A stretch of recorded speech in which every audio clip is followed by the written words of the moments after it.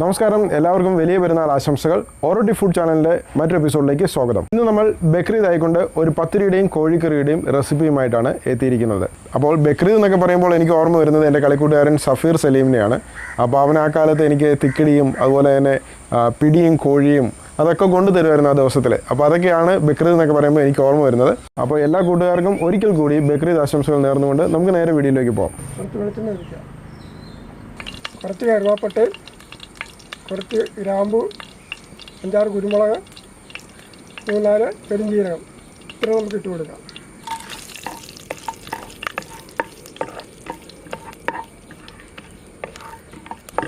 നമ്മളിപ്പം സവാള ഇടാൻ പോവാണ്.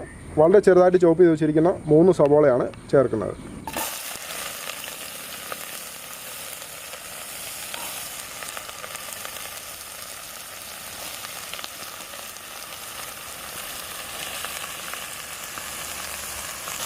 സവാള വളരെ ചെറുതായിട്ട് തന്നെ അരിഞ്ഞെടുക്കണം, അപ്പം പെട്ടെന്ന് തന്നെ വഴന്ന് കിട്ടും. നമ്മൾ ഇഞ്ചി, വെളുത്തുള്ളി, പച്ചമുളക് എല്ലാം ചതച്ച് വെച്ചിട്ടുണ്ട്. അപ്പോൾ നല്ല പേസ്റ്റ് ആക്കിയിട്ടില്ല, ചെറുതായിട്ടൊന്ന് ചതച്ച് വെച്ചിട്ടുള്ളൂ. അപ്പോൾ ഇത് നമുക്ക് സവാള ഒന്ന് വഴന്ന് തുടങ്ങുമ്പോഴേക്കും അതിലേക്ക് ചേർത്ത് കൊടുക്കാം. അപ്പോൾ ഇഞ്ചിയും വെളുത്തുള്ളിയൊക്കെ ചേർക്കാം അല്ലേ? അപ്പോൾ ചേർക്കാം.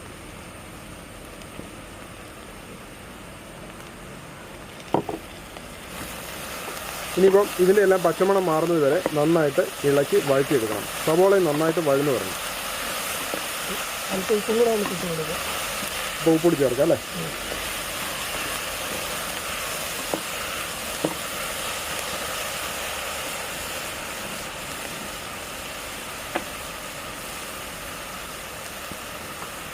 അപ്പോൾ ആവശ്യത്തിന് ഉപ്പ് കൂടി ചേർത്ത് കൊടുക്കാം.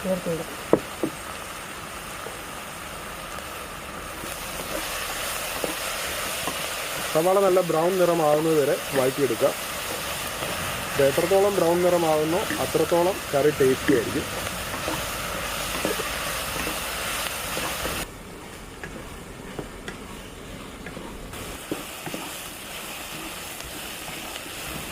നമ്മുടെ സവാള എല്ലാം വഴന്നു തുടങ്ങിയിട്ടുണ്ട്. നമുക്കപ്പം അതിലേക്ക് ഏകദേശം ഒരു 2 തക്കാളി അരിഞ്ഞതുകൂടി ചേർത്ത് കൊടുക്കാം. അപ്പോൾ തക്കാളി കൂടി ചേർക്കുമ്പോൾ നമ്മുടെ ഈ കറിയുടെ ഗ്രേവി നല്ല തിക്ക് ഗ്രേവി ആയിട്ട് വരും. ഇനി നമുക്ക് ഇതിലേക്ക് കറിവേപ്പില ചേർത്ത് കൊടുക്കാം.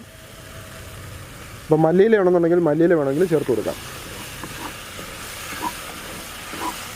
അപ്പോൾ നമ്മുടെ സവാള നന്നായിട്ട് വഴന്നു വന്നിട്ടുണ്ട്. നമുക്കിനിയിപ്പോൾ പൊടികൾ ഓരോന്നായിട്ട് ചേർത്ത് കൊടുക്കാം. നമ്മളിപ്പം മുളക് പൊടി എടുത്തിട്ടുണ്ട്, മല്ലിപ്പൊടി എടുത്തിട്ടുണ്ട്, അതേപോലെ പെരിഞ്ജീരക പൊടി എടുത്തിട്ടുണ്ട്, പിന്നെ മഞ്ഞൾപ്പൊടി എടുത്തിട്ടുണ്ട്. അപ്പോൾ ഇതിൻ്റെയൊക്കെ അളവ് നമ്മുടെ വീഡിയോയുടെ ഡിസ്ക്രിപ്ഷനിൽ കൃത്യമായിട്ട് ചേർത്തിട്ടുണ്ട്. ആദ്യം നമുക്ക് മുളക് പൊടി ചേർത്ത് കൊടുക്കാം. മല്ലിപ്പൊടി, മഞ്ഞൾപ്പൊടി, പെരിഞ്ജീരകപ്പൊടി. അപ്പം ഇത്രയും മസാലപ്പൊടികളാണ് നമ്മൾ ചേർത്ത് കൊടുക്കുന്നത്. ഇനിയിപ്പം മീഡിയം ഫ്ലെയിമിൽ നന്നായിട്ട് ഇളക്കി മൂപ്പിച്ചെടുക്കണം.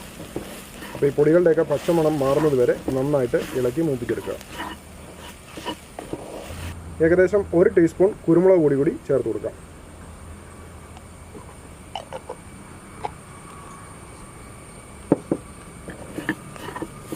നമുക്കപ്പം ചിക്കൻ ചേർത്ത് കൊടുക്കാം.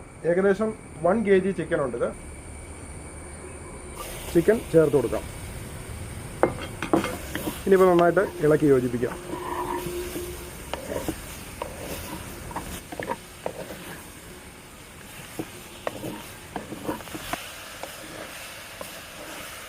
കുറച്ച് വെള്ളം കൂടി ചേർത്ത് കൊടുക്കാം.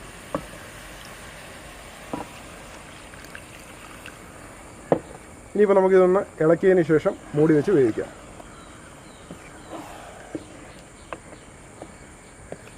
നമ്മളിപ്പം വെള്ളം ഒഴിച്ചതിന് ശേഷം ഒന്ന് ഇളക്കി ഇനിയിപ്പം ഒരു അരമുറി നാരങ്ങയുടെ നീര് കൂടി ഒന്ന് ചുറ്റിച്ചൊഴിച്ച് കൊടുക്കാം. ഇനി നമുക്ക് മൂടി വെച്ച് വേവിക്കാം.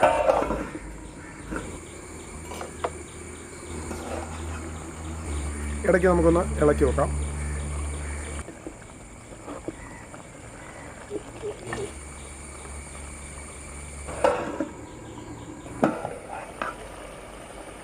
നമ്മുടെ ചിക്കൻ അപ്പം വെന്ത് തുടങ്ങിയിട്ടുണ്ട്.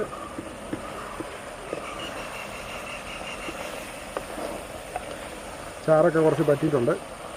കുറച്ചുകൂടി ഗ്രേവി വേണമെന്നുണ്ടെങ്കിൽ വെള്ളം ആവശ്യത്തിന് ഒഴിച്ചു കൊടുക്കാം. ആവശ്യമാണെന്നുണ്ടെങ്കിൽ കുറച്ച് ഉപ്പ് കൂടി ചേർത്ത് കൊടുക്കാം. ഉപ്പ് കുറവുണ്ട്.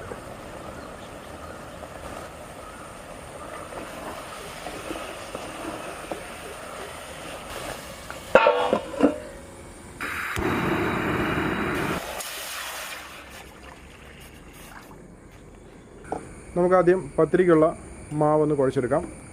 വെള്ളം തിളച്ചതിന് ശേഷം നമുക്ക് മാവ് അതിലേക്ക് ചേർത്ത് വേണം കുഴച്ചെടുക്കാൻ. തിളപ്പിക്കാൻ വെച്ചിരിക്കുന്ന വെള്ളത്തിലേക്ക് അല്പം ഉപ്പും കുറച്ച് വെളിച്ചെണ്ണയും ചേർത്ത് കൊടുക്കാം. അപ്പോൾ നമ്മൾ വെള്ളം തിളച്ചതിന് ശേഷം ചേർത്ത് കൊടുക്കുന്നത് പത്തിരിപ്പൊടിയാണ്. ഇതിലേക്ക് നമുക്ക് പത്തിരിപ്പൊടിയാണ് ചേർത്ത് കൊടുക്കുന്നത്.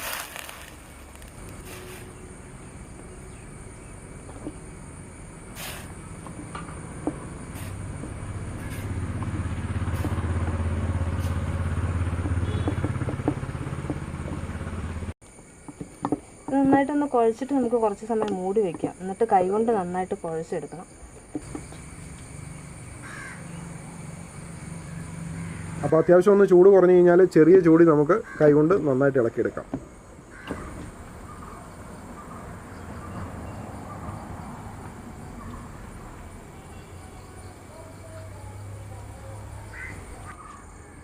ഇനി ഇത് വെച്ചിട്ട് നമ്മൾ ചെറിയ ചെറിയ ബോൾസ് ആക്കി എടുക്കണം.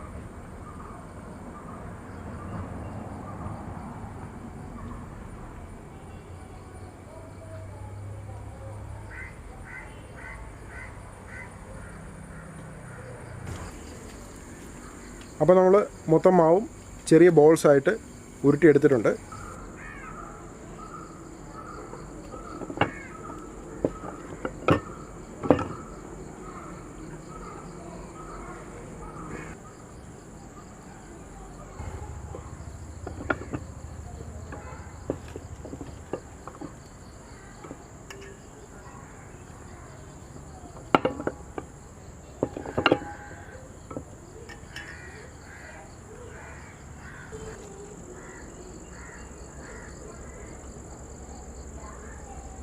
അപ്പോൾ നമ്മൾ പത്തിരി പരത്തിയെടുത്തത് ഒന്നിന് മുകളിൽ ഒന്നൊന്നായിട്ട് അടുക്കുമ്പോൾ അല്പം അരിപ്പൊടി കൂടി അതിൻ്റെ മുകളിൽ തൂവി കൊടുത്തിട്ട് വേണം അത് അങ്ങനെ ചെയ്യാനായിട്ട്.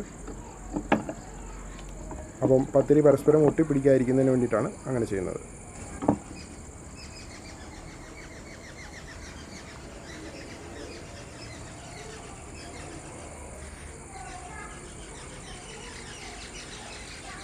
നമ്മുടെ തവ ചൂടായിട്ടുണ്ട്.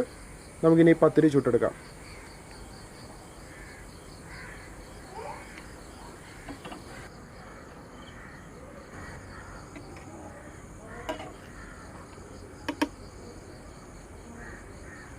അപ്പോൾ നമ്മുടെ അരിപ്പത്തിരി തയ്യാറായിക്കൊണ്ടിരിക്കുകയാണ്.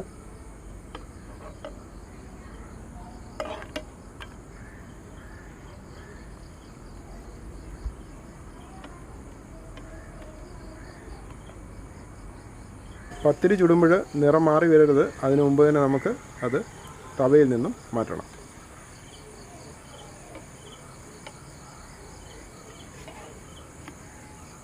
നന്നായിട്ടൊന്ന് കുക്കായി വരുമ്പോഴേക്കും ഇതുപോലെ പൊള്ളി പൊങ്ങി വരും.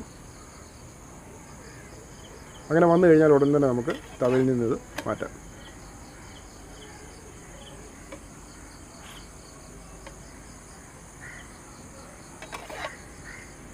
അപ്പോൾ നമ്മുടെ നൈസായിട്ടുള്ള അരിപ്പത്തിരി തയ്യാറായിരിക്കുകയാണ്.